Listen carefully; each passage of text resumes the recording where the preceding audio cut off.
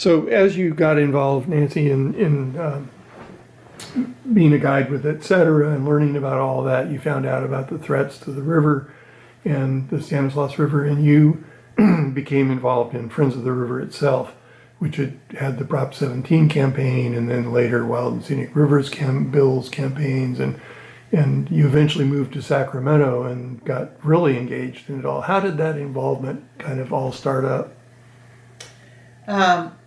Well, I think at the core of it was we were in love with the Stanislaus. We were in love with the river and the lifestyle and the people, and so when it was threatened, it felt like, somebody was threatening our family, really. And so we were all really emotionally involved in trying to save it, because like you would try to save something that you loved. And we were all doing it together. And so it was very, involved. So other river companies were doing all sorts of things, and ETC, of course, was doing a huge amount. Yeah, ETC was not so, well, I don't think ETC was involved politically so much, just people were. People were, yeah. Yeah, I would say. But, yeah, we, and so when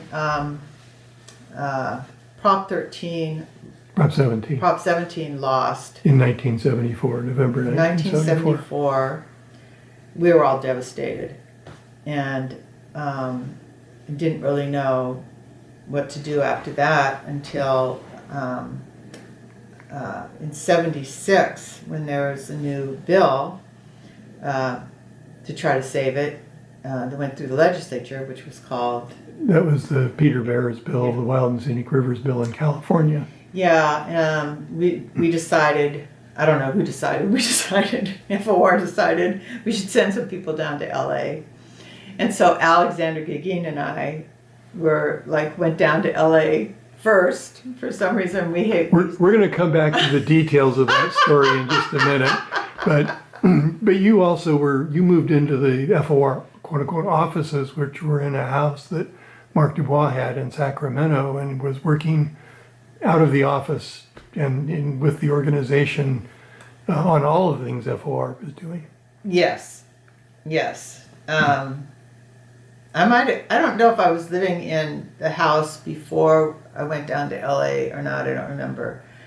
But when we went down to LA, we worked out of the Ecology Center, and we didn't have a place to live, and so we just sort of snuck sleeping under the tables.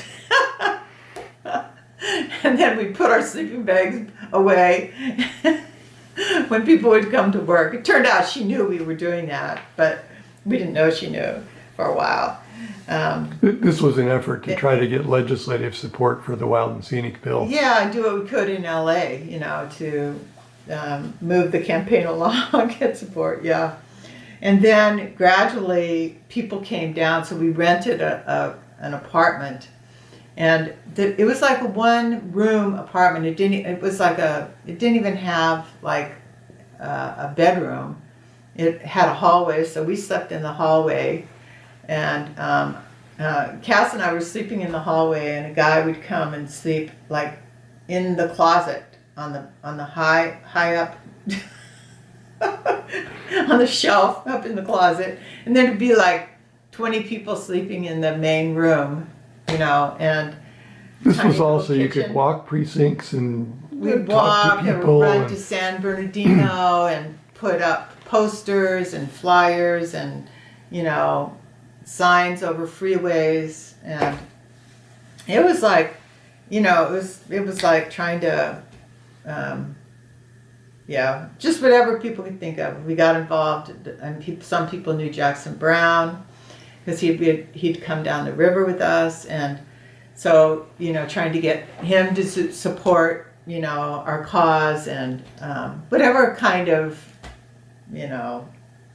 support we could get, different people would be doing stuff like that. Grassroots lobbying for something you love. Yeah, yeah, and winging it, basically.